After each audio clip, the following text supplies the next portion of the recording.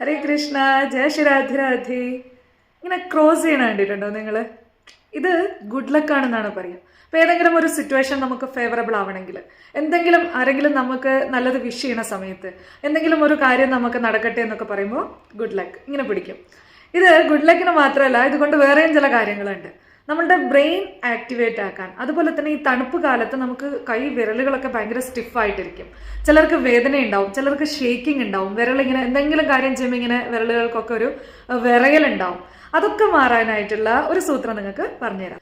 ആദ്യം ഈ വിരലിന്റെ പുറകിലായിട്ട് നടുവിരല്, നമ്മുടെ ഇൻഡെക്സ് ഫിംഗറിന്റെ പുറകിലായിട്ട് നടുവിരൽ കൊണ്ടുപോയിട്ട് ഇത് ക്രോസ് ചെയ്യുക.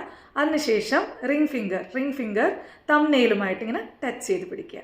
അതിനുശേഷം ലിറ്റിൽ ഫിംഗർ ഇങ്ങനെ മൂവ് ചെയ്തുകൊണ്ടിരിക്കുക.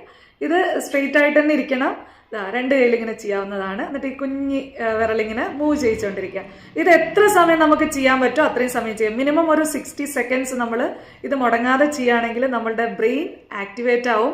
അതുപോലെ തന്നെ നെർവസ് റിലേറ്റഡ് ആയിട്ടുള്ള നമ്മളുടെ ഞരമ്പ് സംബന്ധമായിട്ടുള്ള പ്രശ്നങ്ങൾക്കും ഇത് വളരെ ഉത്തമമാണ്. ആയുർവേദ പ്രകാരം നമ്മളുടെ നെർവില് ക്ലോട്ട് ഉണ്ടാവുന്ന സമയത്ത്, അല്ലെങ്കിൽ ആ കറക്റ്റ് ആയിട്ടുള്ള ബ്ലഡ് ഫ്ലോ ഇല്ലാതിരിക്കുമ്പോൾ, മൂവ്മെന്റ്സ് ഇല്ലാതിരിക്കുമ്പോൾ, സെൽസ് ഡൈ ആവുമ്പോഴൊക്കെയാണ് നമുക്ക് ഈ സ്റ്റിഫ്നെസ്സും അതുപോലെ തന്നെ കൈകൾക്ക് വേദന, അതേപോലെ തന്നെ വിറയലൊക്കെ ഉണ്ടാവുക. ഇതിലുണ്ടാവുന്ന ഡാമേജസ് ആണ്.